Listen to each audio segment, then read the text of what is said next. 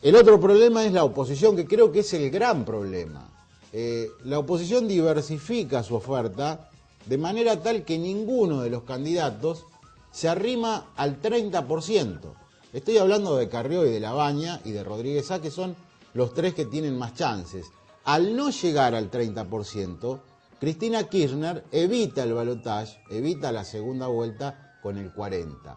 Con lo cual, de darse esto, que creo que es lo que va a ocurrir, se lo digo francamente, no creo que haya balotaje, me puedo equivocar, va a quedar un 60% del electorado argentino opositor refractario al gobierno nacional, como en este caso su candidata Cristina Fernández, lo cual auguran 4 años distintos, donde habrá que cambiar metodologías, donde habrá que sentarse a dialogar con la oposición, hacer alguna conferencia de prensa, permitir que el periodismo pueda repreguntar.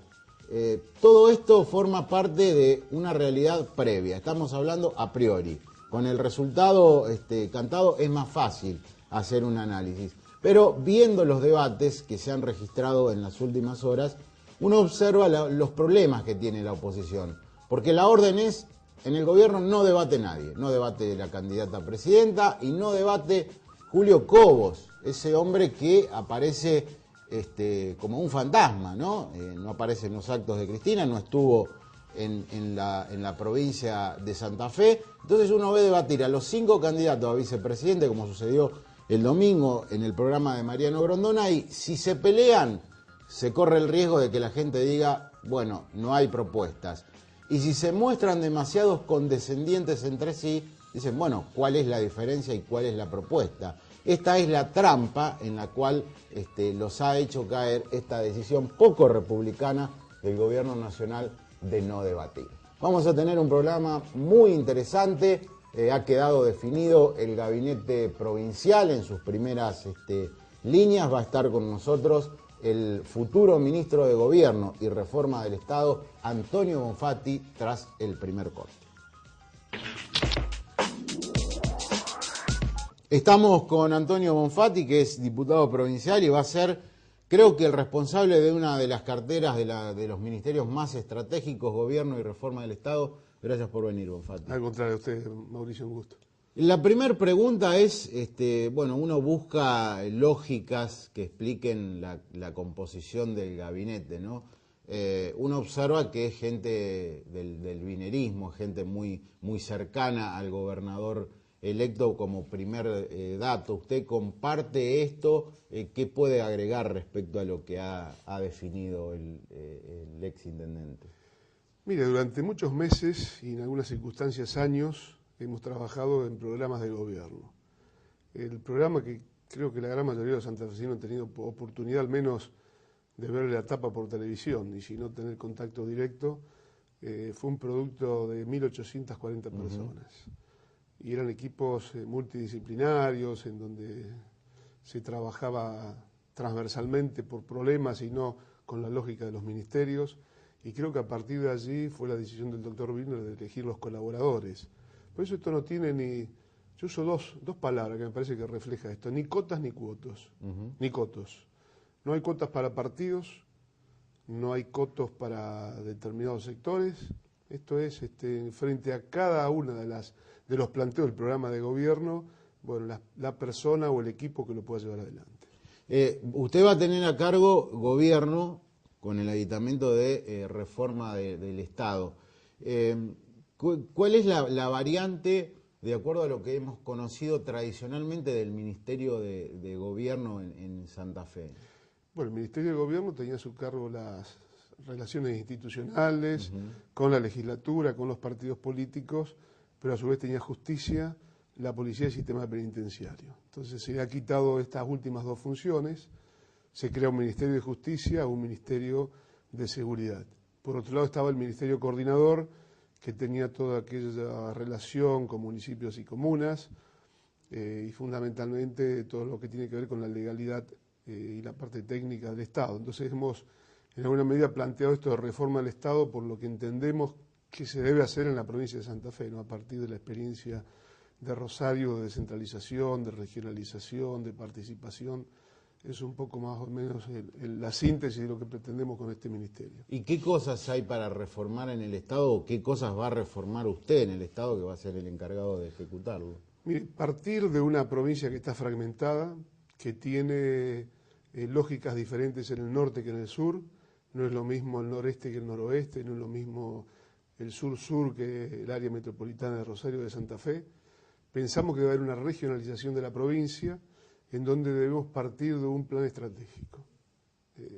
Yo les recuerdo que cuando asumió el doctor Wiener convocó a las 200 instituciones más importantes de la ciudad a discutir qué ciudad queríamos a 20 años adelante. Y esto es un poco el objetivo, o sea, qué región queremos o qué producto queremos de cada una de las regiones con vistas a 20 años y en función de eso cuál es el papel de lo público y cuál es el papel de lo privado. Y en eso hay que convocar a los actores locales. Imaginemos una región o una subregión que apueste al turismo, como la zona de la costa, los departamentos Garay, San Javier. Usted debe imaginar al Estado arreglando las rutas, poniendo centros de informaciones turísticos, con las escuelas conformando y educando para atención hotelera, atención de guías turísticos, guardafaunas, guardabosques, todo lo que tenga que ver con el turismo. Por otro lado, una articulación de salud y por otro lado lo privado que tenga que ser convocado a la inversión para, desde los hoteles, de las hosterías, los restaurantes, a su vez la interacción con las oficinas de turismo, con las embajadas. En fin, creo que esto es lo que es necesario, buscar la potencialidad que tiene cada una de las regiones de nuestra provincia que están por allí como si fueran el compartimento estanco. El Estado está en Santa Fe, resuelve las cosas muy burocráticamente a través de expedientes y por otro lado nadie convoca a los privados a tener una sinergia en común de potenciar las regiones. Ustedes han descentralizado con mucha eficiencia lo que venía explicando, ¿no? La cuestión de Rosario no se concentró exclusivamente en el Palacio Municipal. Vendría a suceder lo propio, pero a nivel provincia, digamos, ¿no? Sí, nosotros en este momento no estamos imaginando casas como los centros distritos, pero hay numerosos espacios físicos de la provincia en las distintas regiones que por otro lado ya están regionalizadas. Lo que sucede es que es una anarquía en donde nadie decide nada en el territorio. Fíjese que hay 9 regiones de salud, otras tantas de educación, 6 de la justicia, 19 de la policía. Y si usted sigue buceando va a encontrar que efectivamente están las regiones, no hay interconexión entre ellas, nadie convoca al sector de la sociedad civil a un proyecto y creo que esto es lo pesado, digamos, que es el aparato estatal. Yo escribí el domingo que una de de los grandes déficits que tenía el Ministerio de Gobierno era esa decisión de ocuparse de la política, de los temas políticos, de los temas electorales, de los temas de seguridad, de la reforma judicial. Parecía como que, habrá un Maradona, según Obey, pero ni Maradona puede hacer esas cosas. Es imposible. ¿No? No, máxime, fíjese usted, el tema de la seguridad es la mayor demanda de la población de Santa Fe. Sin duda. Y hoy creo que requiere de una especificidad muy particular, que hay que abordarla con mucha seriedad. El tema de la participación comunitaria, las nuevas tecnologías que hay. Creo que esto merece un capítulo aparte, por eso hemos creado un Ministerio de Seguridad. Y en el área de la justicia está por delante una reforma muy importante, fundamentalmente en lo que hace al Código Procesal Penal, el juicio oral. Hay que instrumentar el tema de las fiscalías, las defensorías, o sea, es una tarea muy ardua por delante. Y nos parece entonces también, nos parecía necesario crear un Ministerio de Justicia. Wiener ha hecho hincapié muchas veces, ustedes también, en la morosidad del Estado santafesino. El hecho de tener más ministerios no va a agigantar este problema, porque uno imagina ministerios, más subsecretarías, más cargos. No, pero fíjese que había 4 subsecretarías con rango de ministerio, eran Secretaría de Estado, así que creo que lo importante es que la decisión se acerque a la gente, que la solución de los problemas esté cerca de la gente y darle a la gente la capacidad de opinar y también decidir. Nosotros no podemos ir desde Santa Fe a decirle a quien vive en Reconquista qué es lo que hay que hacer. Habrá que convocar a los habitantes de Reconquista, de Vera, del norte santafesino, para establecer un plan, como les decía antes, a 20 años, y que en estos 4 primeros años se empiece a ejecutar y sucesivamente esto que son políticas de Estado, en definitiva. Usted como ministro de Gobierno va a ser el ministro político. ¿Cómo observa o cómo será la relación con el peronismo, con la oposición, que sigue conservando una mayoría en el Senado de la provincia y que a la hora de la Asamblea Legislativa va a tener un par de legisladores más? ¿Cuál es la estrategia que se van a dar hacia adelante? Mira, una estrategia de mucho diálogo y de mucha concertación en base a esto, precisamente de fijar la política, pero invitarlos a participar. En el caso de los senadores tienen que también articular con el Poder Ejecutivo, tomar decisiones en los departamentos. Hoy son departamentos. Fíjese usted que hoy el papel del senador, fundamentalmente, está limitado prácticamente a las leyes y a repartir subsidios. Nadie lo convoca para que opine acerca de qué pasa en su territorio. Y en definitiva el senador es el representante del territorio. Y él no tiene ninguna participación, más que sentarse a lo mejor con el secretario de municipios de comuna a ver en base a qué presión o no presión, si me toca 4 cuadras más o 4 cuadras menos, si pavimento el acceso al pueblito tal o no lo pavimento. Y creo que eso no es la forma de... No entendemos así la política. En este caso, digamos... tengo información de que no va a haber mayores trabas respecto al Senado, salvo en una cuestión a la que se han opuesto la mayoría de los legisladores peronistas, que tiene que ver con la reforma constitucional, más que con la reforma constitucional, con la bicameralidad. ¿Ustedes van a ingresar ese proyecto apenas asumidos? ¿Van a tomarse su tiempo para dialogar? Hay que tomarse un tiempo para explicar cuál es el proyecto. Yo creo que a nadie le escapa que la reforma de la Constitución es necesaria. Estamos planteando en esta forma, en este estilo de gobierno, 5 regiones. Mucho más allá de lo que se ha escuchado, creo que nadie se ha introducido en profundidad en cuál es el proyecto. Fíjese que hoy un senador por un departamento saca un voto más que su contrincante, su adversario, y se lleva el 100% de la representatividad.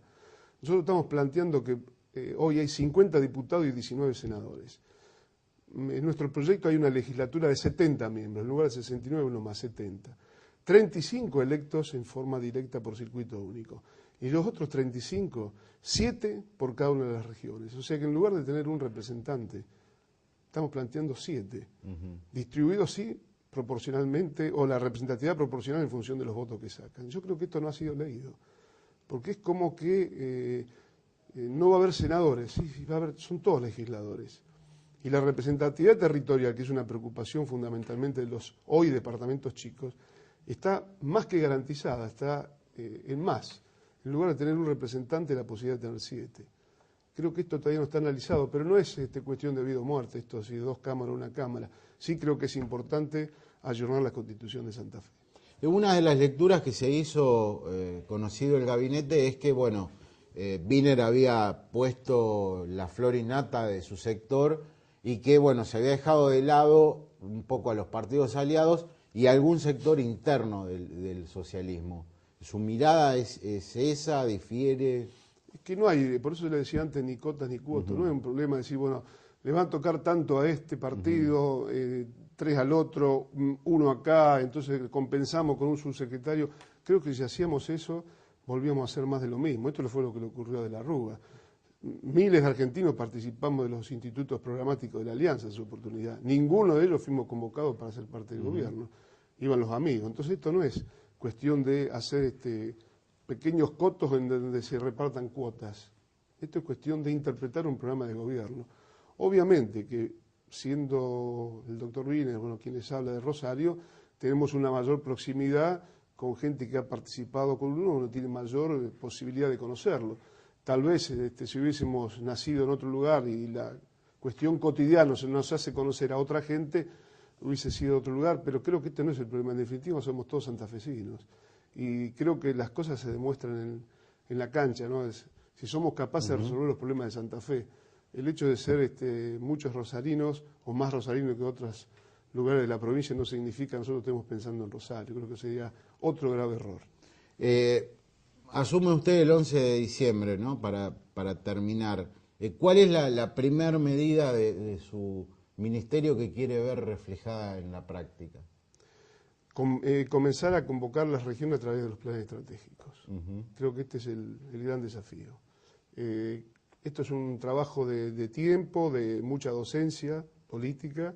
Hay que sentarse con todos los actores de la provincia, explicar este proyecto y empezar a capacitar gente para hacer un plan estratégico que no es el plan que se me ocurre a mí o se le ocurre al que está a mi lado, sino que se le ocurre en definitiva a cada uno de los habitantes de una región, ¿no? Para terminar, Bonfatti, ¿a quién va a votar el 28 de octubre a presidente de la Nación? Carrió y Ostignani. Perfecto. Le agradezco mucho que haya estado en este programa. A usted muy amable. Estuvo con nosotros Antonio Bonfatti, actual diputado provincial, futuro ministro de Gobierno y Reforma del Estado. Hacemos la pausa y con nosotros Juan Carlos Miret, primer candidato a diputado nacional en la lista que encabeza Roberto Labaña, presidente. Sí. No solamente vamos a elegir presidente o presidenta de la Nación el 28 de octubre, Santa Fe va a tener sus nuevos 10 legisladores nacionales, lo cual debería implicar para el ciudadano a la hora de votar, referenciar primero un candidato a presidente que obviamente puede ser Cristina, puede ser Labaña, puede ser Carrió, puede ser Rodríguez Sá, pero también tener en cuenta que el Congreso de la Nación es uno de los grandes males hoy por hoy que padece la institucionalidad, dominado a voluntad por el gobierno, por el oficialismo, lo cual lo ha convertido a veces en una escribanía que funciona a veces. No sé cuánto tiempo hace que el Congreso directamente ni se reúne para sesionar. Bueno, finalmente el candidato a diputado nacional, uno de los candidatos, el otro es Favario, por la Unión Cívica Radical, acompañando al exministro de Economía, va a ser Juan Carlos Miret, que está con nosotros. ¿Qué tal, Miret? Bien, muy bien. Bueno, ¿cómo ha terminado esta historia, este culebrón, ¿no? Bueno, terminó como nosotros prevíamos que iba a terminar. Obviamente el juez electoral Rodríguez había dicho que nosotros no acreditábamos suficiente vínculo jurídico, lo cual es una locura, ya que la Unión Cívica Radical es quien creó, fundó a UNA. Bueno, tuvimos que apelar y hace 2 días atrás, bueno, ya nos confirmaron que vamos con Labaña. Pero bueno, obviamente esto también es un inconveniente, porque recién ahora podemos lanzar la campaña cuando están faltando 14 días. Pero bueno, la idea es recorrer de nuevo la provincia, como ya lo hicimos antes, hablar con la gente, plantear cuáles son las razones por las cuales creemos que nos tienen que votar y adelante con las elecciones, ¿no? Es bastante inédita esta situación, ¿no? Servini de Cubría parece a veces la jefa del Partido Justicialista, ¿no? No a veces, casi siempre. Y esta vez, digamos, ha tenido un rol protagónico singularísimo, porque ha tenido que definir lo de ustedes, definir lo de Rodríguez Sá y además recibir también alguna cachetada, dicho esto en sentido figurativo, de parte de la Cámara. ¿Cree usted que hay intenciones del gobierno, que hubo una orden para que esto se dilate, para confundir más a la gente? No, creo que en la provincia, no sé lo que en el resto del país, en la provincia de Santa Fe yo creo que es una cosa que nos está pasando con frecuencia. Tenemos un juez electoral yo diría muy débil, porque es un juez electoral que tiene pedido de juicio político en el Consejo de la Magistratura, muy errático y bueno, permanentemente está tomando resoluciones absolutamente infundadas que terminan siendo revocadas.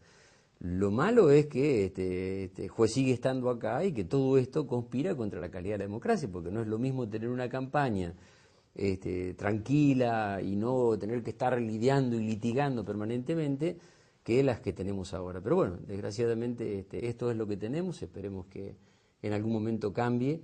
Lo cierto es que a nosotros nos ha generado una dificultad adicional, porque no es lo mismo comenzar una campaña hace 2 meses atrás que comenzarla recién ahora, ¿no? Usted fue diputado nacional en otro tiempo e imagino que con otro congreso, con otra forma de trabajo, ¿no? Al actual. Sí, fue un interregno corto que a veces uno trata de no recordar demasiado, porque yo entré como diputado nacional en la época de la Rúa. El primer año fue un año interesante, fue un año con muchas posibilidades. Yo fui presidente de la Comisión de Educación, ahí sacamos un par de leyes importantes, pero bueno, después vino la debacle y evidentemente las cosas no fueron buenas, ni buenas para el Congreso ni menos para la gente. Yo creo que ahora viene una etapa nueva, distinta.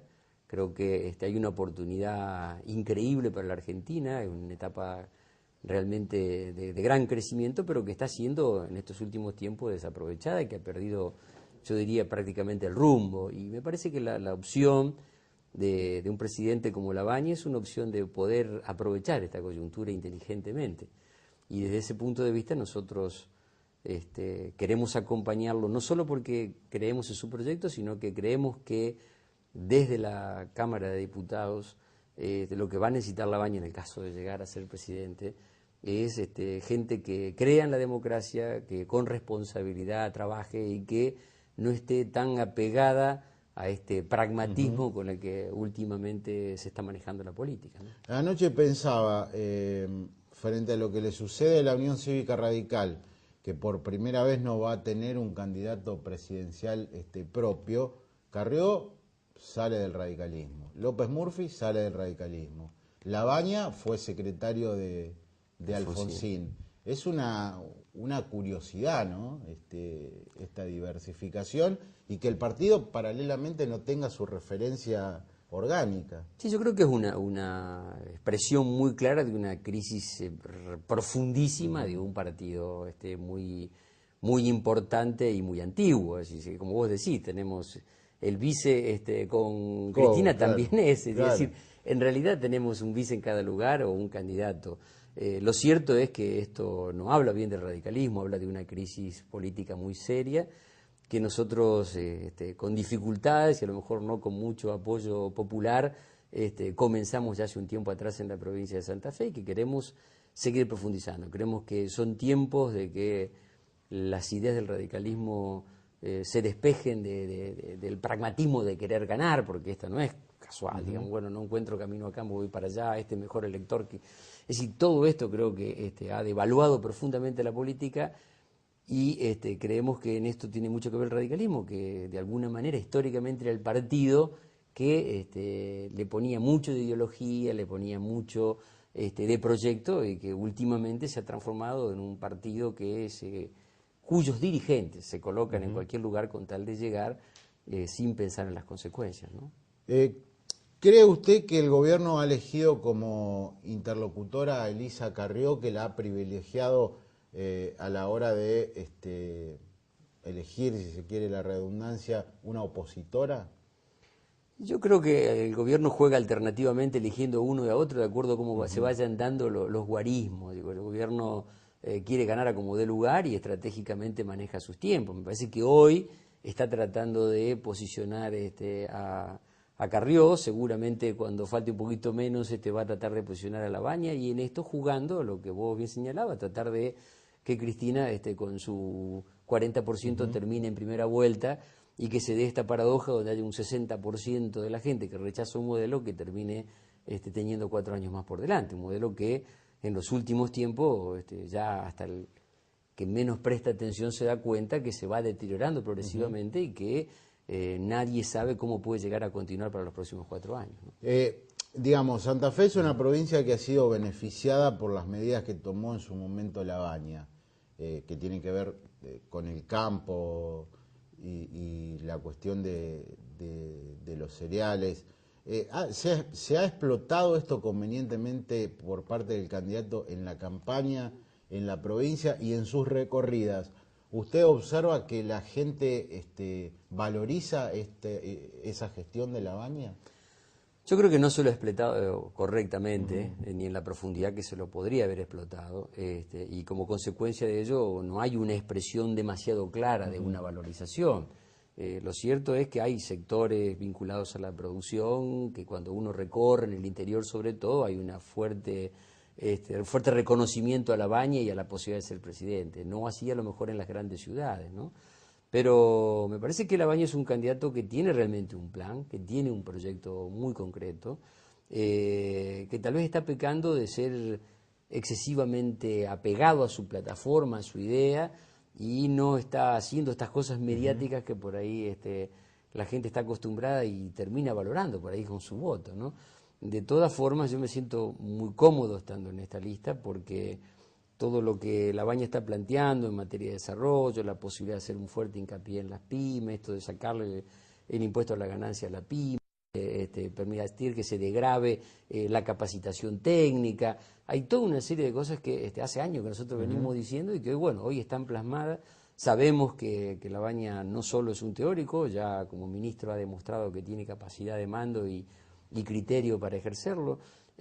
Por lo tanto, es una opción que ideológicamente concuerda en mucho con nosotros, que tiene una experiencia de gestión que creo que vale para pensar que no es arriesgar demasiado, y por el otro lado nosotros de acá lo que podemos aportarle es la garantía de una coherencia casi suicida, diría yo, porque venimos de una elección en donde por respetar nuestra coherencia tuvimos que pasar por un mal paso electoral, pero en donde estamos total y absolutamente jugados a reivindicar los valores esenciales de la sociedad, como es el valor de la palabra, el respeto por la idea, agregarle un poco más de democracia que se ha perdido en esta época Kirchner, en donde hay muchos valores de la democracia, con esta concentración enorme de poder se han ido devaluando.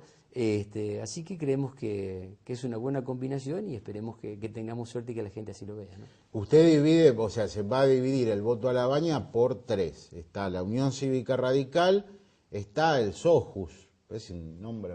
Somos justicialistas.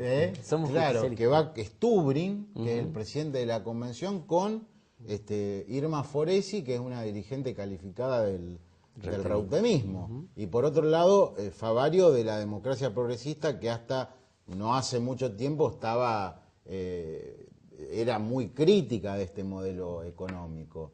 Esto también es una rareza de estas elecciones.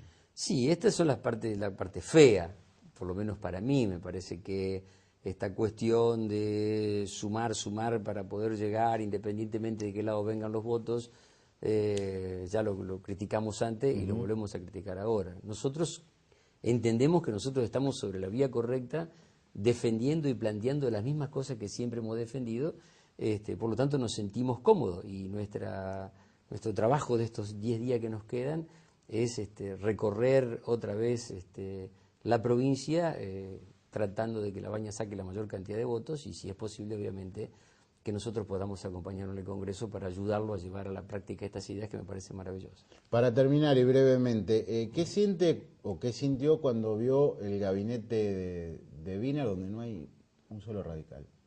Bueno, nosotros ya habíamos charlado antes, ¿no es cierto? Cuando nosotros desistimos de ir en el Frente Progresista, justamente lo hicimos porque se había roto algo que consideramos que era elemental, que era un acuerdo político entre partidos que indicaba un cogobierno efectivo, etcétera, etcétera, etcétera. Bueno, todas las cosas que iban pasando señalaba que este era el resultado final. Y más allá de la coyuntura, donde había un fuerte respaldo popular y que ojalá que este gobierno de la provincia realmente le vaya maravillosamente bien, no me sorprende de que no haya ningún radical. Gracias por haber venido, Juan Carlos, y lo invito a ver, bueno, un informe de campaña. Hoy terminamos, hemos visto la de Alfonsín, hemos visto la de Menem, hemos visto la de la Rúa, hoy la de Néstor Kirchner. Va a ser un gusto. Lo vemos. El peor enemigo de Kirchner es Kirchner, decía la tapa de una revista de actualidad política, a poco de haberse cumplido los primeros 100 días en el gobierno. Y fue eso lo que Kirchner entendió antes que muchos. Se calzó el poder como un traje de medida y comenzó a ejercerlo, apoyado básicamente en una fuerte impronta mediática, lo que algunos analistas llamaron la cultura de los gestos. Con una visión de país. Kirchner construye el acontecimiento solo y de manera permanente. Así, la estrategia discursiva de Kirchner fue seducir a las clases medias urbanas, que históricamente fueron adversas a votar al peronismo tradicional. A pesar de ello, el presidente es cultor de la estrategia más añeja del justicialismo, la concentración del poder. Los desafíos que debió enfrentar cuando asumió, su fuerte personalidad y la necesidad de fundar un liderazgo no reflejado en el resultado electoral, se evidenciaron en el estilo de comunicación del presidente. Sin un carisma de tipo natural, Kirchner definió desde el principio dos claves de su comunicación con la sociedad. Por un lado, el uso de un estilo llano y cercano a la gente. Por el otro, definió muy claramente sus enemigos públicos para marcar su posicionamiento. El gobierno de Menem, las empresas privatizadas y los acreedores externos. Luego de la tibieza de De la Rúa y las incógnitas que despertaba Duhalde, su estilo de conducción le permitió a Kirchner sostenerse en altos niveles de popularidad a casi un año de haber asumido el poder. La ola ascendente de inseguridad, el polvorín del conurbano, el caso del chico Bloomberg y la crisis energética resquebrajaron la luna de miel entre el gobierno y la sociedad. Su protagonismo se ve favorecido por la ausencia de figuras opositoras que se destaquen. En el escenario comunicacional se destacan sobre todo su esposa y un par de ministros. Precisamente, Kirchner no asigna un gran protagonismo a su entorno más cercano y es el primer presidente que no realiza reuniones de gabinete. Esta política le ha evitado contratiempos mediáticos, tales como rectificaciones, aclaraciones o batallas verbales entre ministros. El uso de la publicidad oficial en la era Kirchner coronó de alguna manera un romance de estación paralelo, aunque inestable, entre los medios y el oficialismo. Es que la robusta presencia del presidente lo capta todo. Hasta ahora, el presidente Kirchner dejó en claro que conocía la máxima de la comunicación política. Un buen presidente siempre está en campaña.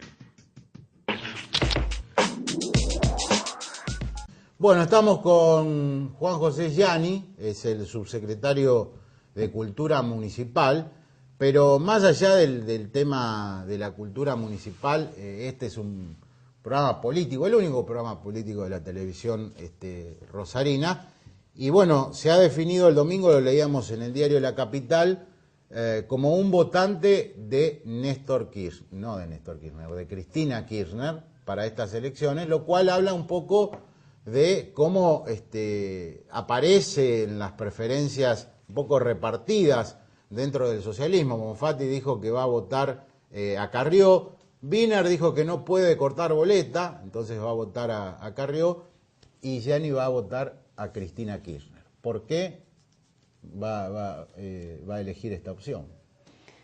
Pues la consecuencia de un trabajo político que no es nuevo, ¿no? Nosotros desde el Frente Grande planteamos el apoyo a la llamada transversalidad y ahora concertación plural, que es la idea de, digamos, de una perspectiva propia, autónoma, desvinculada del Partido Justicialista, porque no pertenecemos a él, más allá de mi vieja militancia en el justicialismo. Hace un tiempo venimos trabajando Frente Grande, Frepaso y ahora con Wiener en la provincia de Santa Fe, que creemos, bueno, visto estos 4 años de gobierno, hacemos un balance positivo de la gestión del presidente, independientemente que podamos marcar algunas diferencias o deudas pendientes, nos parece un proceso que al país le ha hecho bien, y en ese contexto, siendo coherente con esa perspectiva de trabajo, nos parece que en esta coyuntura lo que corresponde es el voto a Cristina Fernández de Kirchner, ¿no? Como representante, como dirigente del Frente Grande, ¿tiene que ver esta aparición, esta decisión de hacer público el voto a Cristina con lo que ha dicho Chacho Álvarez adelantando su regreso a la actividad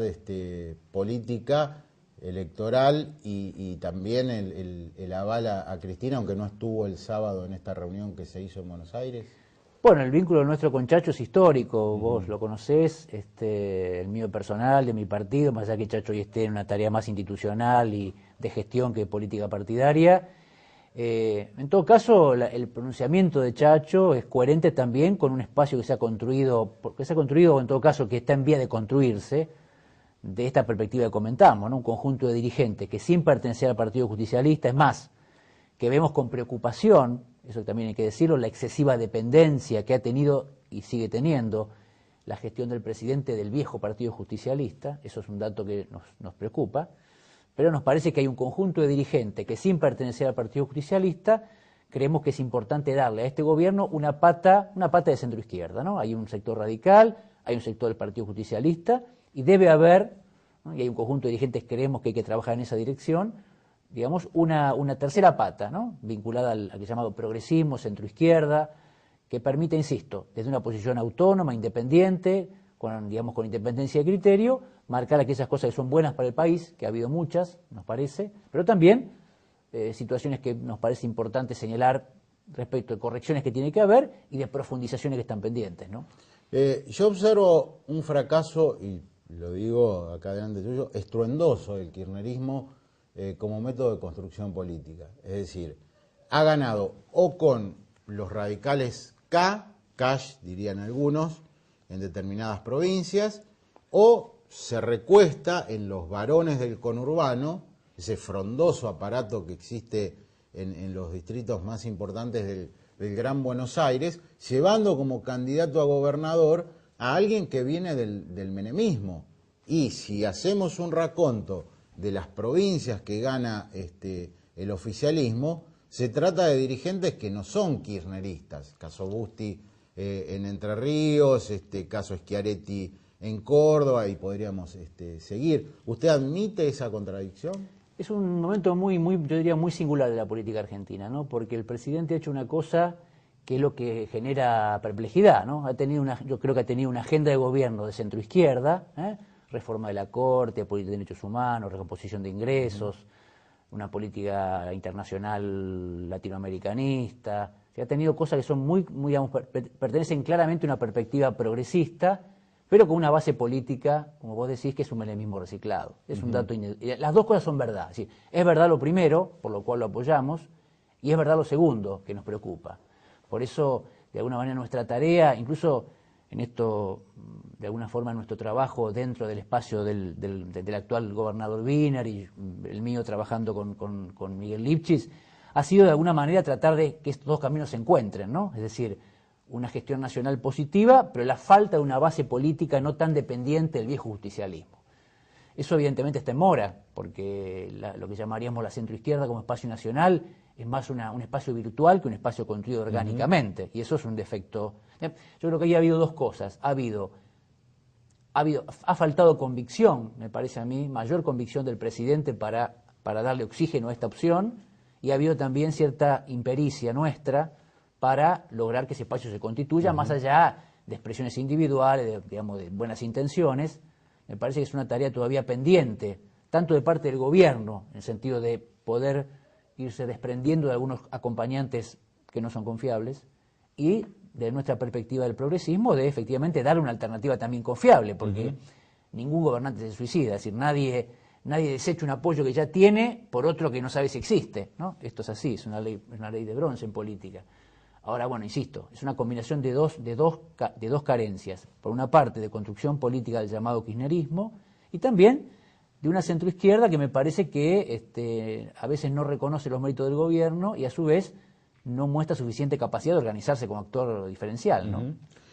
Dentro del, no le voy a pedir nombres, pero dentro del gobierno municipal, ¿usted es la excepción con su voto a Cristina o hay otros integrantes del Ejecutivo que van a ir por ese lado? Hago la pregunta un poco más amplia. ¿Va a haber muchos electores que en su momento decidieron sufragar por Wiener que ahora lo van a hacer por Cristina? Seguramente, sí, yo pienso que sí. Pienso que sí porque son objetivamente son agendas parecidas. Evidentemente una cuestión es la agenda provincial y local, otra la nacional. Hay obviamente preocupaciones distintas, no se puede equiparar. Pero me parece que hay una vocación de trabajar sobre un mismo sendero ideológico, ¿no? Aún admitiendo que obviamente de alguna manera la historia y la tradición socialista es una cosa y la que representa el presidente es otra. Yo creo que hay tonos parecidos, ¿no? Por lo cual es lógico que haya muchos votantes de Wiener y de Miguel Lipschitz que sean votantes de Cristina. Eso me parece que hay un elemento que llamaríamos ideológico, y a su vez también lo miden las encuestas, ¿no? Es un dato real, creo que esto es así.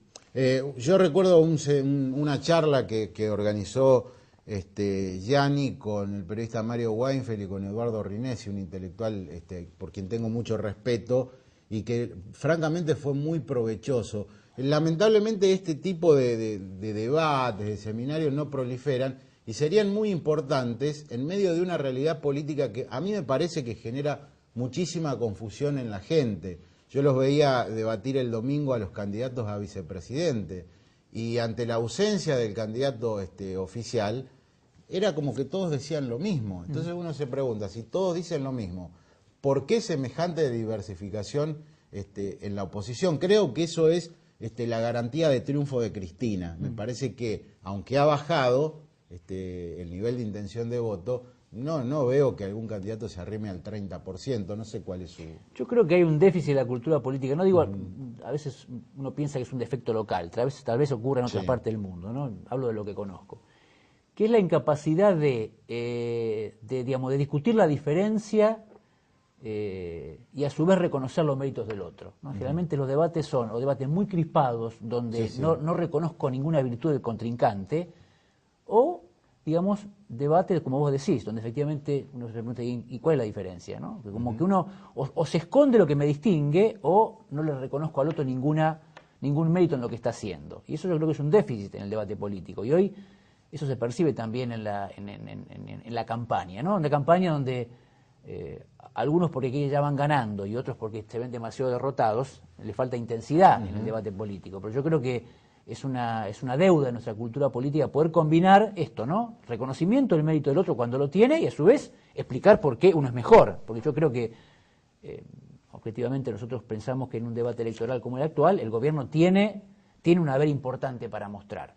Pero no tiene que rehuir el debate, justamente por eso, ¿no? Porque efectivamente yo creo que está claro que yo a veces por ahí escucho comentarios, incluso tuyos, en el sentido de que, digamos, de la debilidad de la oposición. Eso que yo creo que es cierto. Ahora, también la debilidad de la oposición deviene de que, efectivamente, hay un gobierno que tiene méritos para mostrar. Es una gestión presidencial que ha hecho, le ha quitado argumentos a la oposición. Entonces le cuesta constituirse como alternativa porque enfrenta un haber importante.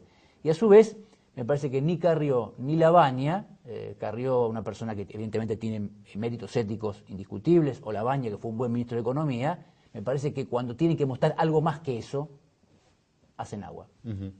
Por eso, para ampliar el debate, es que lo invitamos a Juan Gianni. Muchas gracias por haber estado en profundidad. Gracias por la invitación. Hacemos el último corte y cerramos el programa.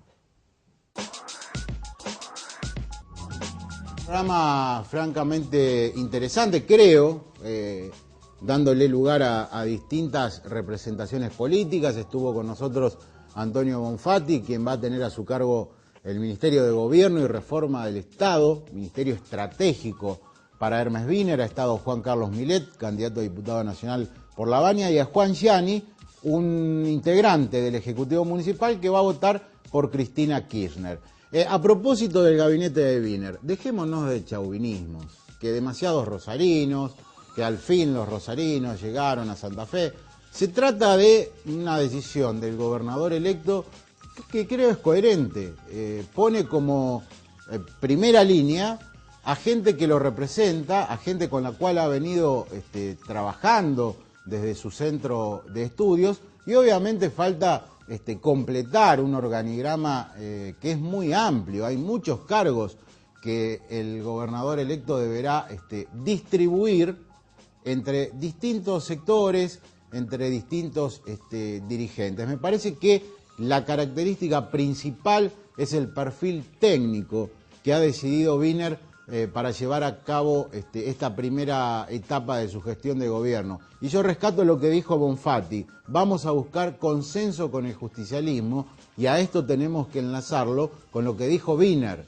Vamos a buscar consenso, pero no con Obey, lo vamos a buscar con quienes quedan, y los que quedan son los senadores, que en su gran mayoría responden a Carlos Reutemann y a referencias territoriales del caso de Omar Perotti. Por eso el ministro de la Producción es de Rafaela, es peronista y precisamente está vinculado a Perotti. Para terminar, la recomendación de siempre, recomendación propia, no banca esto ninguna librería. Primero, el poder, cómo usarlo en beneficio de América Latina, un trabajo interesante de Dick Morris. Todos conocen a Dick Morris, quienes están en política, es como la Biblia de los operadores de campaña, y Luis Rosales, su amigo latinoamericano. Y el otro tiene algún tiempo, esto se escribió cuando Kirchner daba sus primeros pasos, el presidente inesperado, el gobierno de Kirchner según los intelectuales argentinos. Es interesante leerlo ahora, muchas gracias, porque van a ver que lo que dijeron muchos intelectuales argentinos no tuvo ninguna correlación con lo que sucedió en la práctica. Muchos auguraban que Kirchner iba a dejar de lado al Partido Justicialista, que se iba a desprender de todo el dualdismo, y fíjense hoy que quien le va a asegurar el triunfo a Cristina Fernández va a ser precisamente el dualdismo o algún que otro menemista, caso el de Daniel Scioli, que va a sacar algo así como el 50% de los votos en la provincia de Buenos Aires. Para que se entienda, ningún gobernador que en Buenos Aires saque el 50% de los votos le va a dar al oficialismo una derrota. Entonces, habrá que hablar después del 28 de Scioli como el garante del triunfo. ¿Y qué va a hacer Scioli después del 28? Posicionarse como candidato presidencial para el 2011. Mire de cuántas cosas vamos a hablar después de las elecciones, porque afortunadamente la política no se termina el 28 de octubre. Lo que sí se terminó es en profundidad. Muchas gracias. Hasta la semana que viene.